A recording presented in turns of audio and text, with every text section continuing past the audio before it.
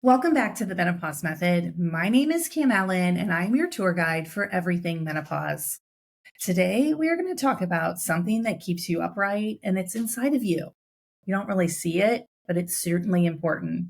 We're going to talk about protecting your bones in menopause and offer simple solutions to help you stay strong and upright throughout the second half of life. Honestly, I haven't really thought much about my bones. I know a lot about strength training and keeping my muscles strong, and I help women do that all the time. But when it comes to bones, you don't see what's going on inside, and maybe until it's too late and you're like a hunched over lady carrying in your groceries. Recently, my mom told me she has shrunk 2 inches. 2 inches. That's significant. I don't know if that's normal. She hasn't had her follow up doctor's appointment yet. But it got me thinking, what am I doing to stay strong and upright other than strength training? Because that is one of the solutions. When I started to dive into the research and what does this, what did the study say? Did you know that women can lose up to 20% of their bone density in the first 5 to 7 years after menopause? I'm sitting at year 6, and that's shocking to me. What have I been doing other than strength training to stay strong and upright throughout the second half of life? So today I'm going to offer 2 solutions. One is resistance training, and I encourage you to check out episode number 3. I go into great detail about how to get started with strength training and how to build that firm foundation. So check out episode number 3. Today's episode is mostly going to be focused on wearing a weighted vest. And if you're watching on YouTube, I actually have a weighted vest on today. It is a very simple solution to make your bones, keep them strong throughout the second half of life. But let's go back to the research here for a second. Obviously, when we lose all this bone, we're at a greater risk for fractures. And those fractures tend to be in the spine, the hips, and the wrist. Those are places I don't want to break. How about you? In fact, osteoporosis affects 1 in 2 women over 50. That is shocking to me. But here's the best news. We can slow this down or even reverse bone loss. These things are in your power. That's amazing. We lose about 1% per year during menopause. So by age 60, think about how many years you've lost your bones. We need to be actively lifting weights, and I suggest getting a weighted vest and doing something on purpose to keep your bones strong. Inside my programs, I write strength training programs, and I also write workouts that includes hopping and jumping. Not extreme, but skipping, jumping jacks. Anytime you're bounding like that, that is another way to build strong bones in menopause. So why does this happen? Why do we get to menopause and all this stuff happens? Well, let me tell you, it has to do with that good old hormone estrogen. So when you reach postmenopause, that's 1 year after your last period, or in my case, I had surgical menopause. And I know there's listeners out there that went into chemical menopause because of breast cancer. So what that means is your estrogen reaches its lowest level and it stays there. Estrogen gets a really bad rap, but it's very protective. We have receptors all over our body and our brain.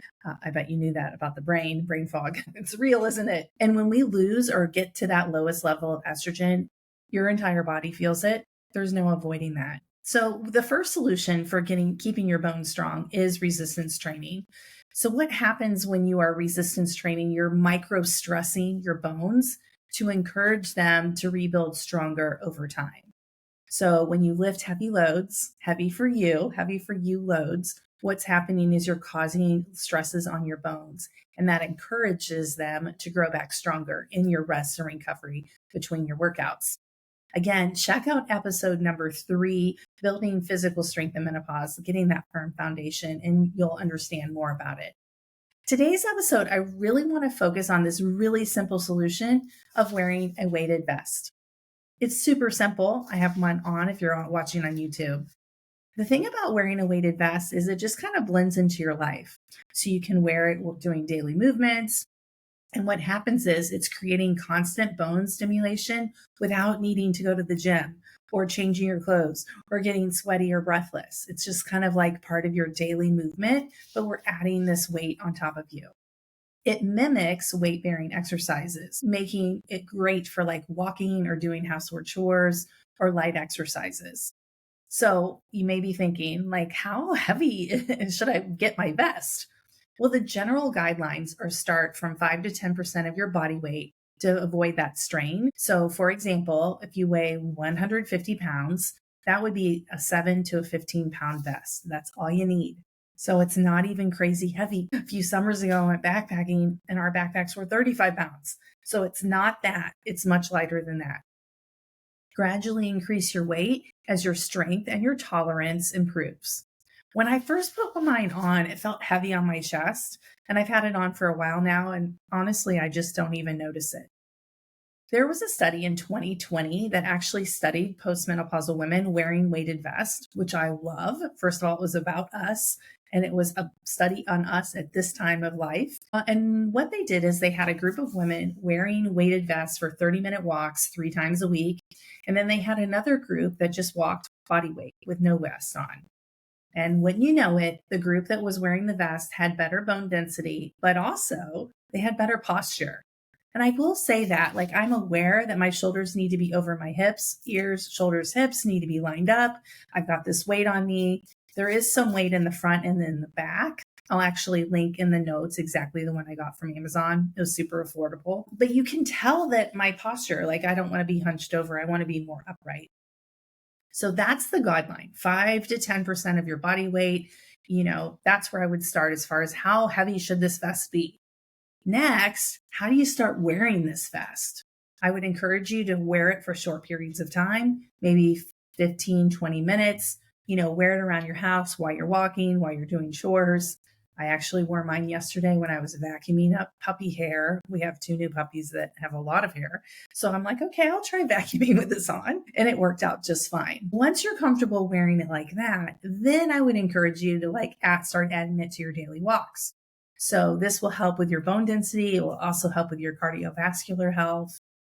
Go ahead and start wearing it on your walks. Now, let's be smart. Let's build our tolerance. Maybe wear it for part of your walk or something like that, but build up your endurance when it comes to that. Then, once you feel good, then you could actually wear it while you're actually working out.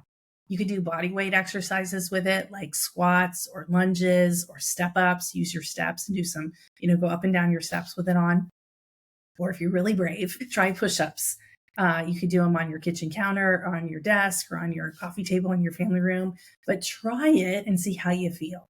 So once you've got that done, then it comes down to consistency. So try to wear your vest 2 to 3 times a week, and you will notice benefits over time. So it's a consistency thing.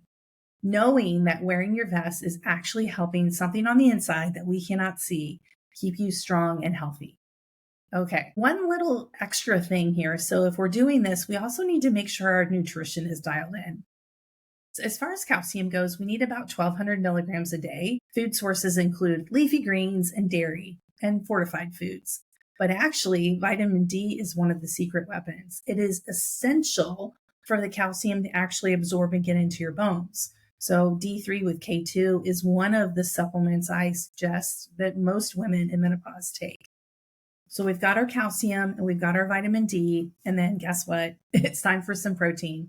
Protein supports your muscle and your bone strength. My suggestion would be to target 30 grams of protein per meal. So if you had 3 meals, you're already at 90 grams. And then you add some collagen in there, or have a snack of Greek yogurt or something like that, and you'll be well over 100. Other elements of fitness that fall into this bone density is practicing your balance and your stability. So while you're brushing your teeth, practice standing on one foot and try it with your vest on once you feel secure. So incorporate stretching and yoga and things like that. Practice balance training to prevent those falls. There are 2 things I need to mention as far as bone depleting habits, and one of those is alcohol. Limiting your alcohol will help with your bone density. And this last one is also caffeine. Caffeine can hinder the calcium being absorbed into your bones. So those are some nutrition things to consider. To sum it up here, in order to keep our bones strong and keep us upright and healthy, add resistance training to your fitness routine. I suggest if you're in menopause, twice a week, full body exercises. Takes about 30 to 45 minutes. Heavy for you. Again, check out episode 3 for more details. And then I would highly consider adding a weighted vest to your life. You add some strength training, You add a weighted vest and you dial in your nutrition, and you're going to stay strong and upright for a really long time. To learn more ways that you and I can work together, check out my website, camoiler.com. It'll be linked in the show notes. Otherwise, I'll see you next week, and let's keep our bones strong and healthy for a long time.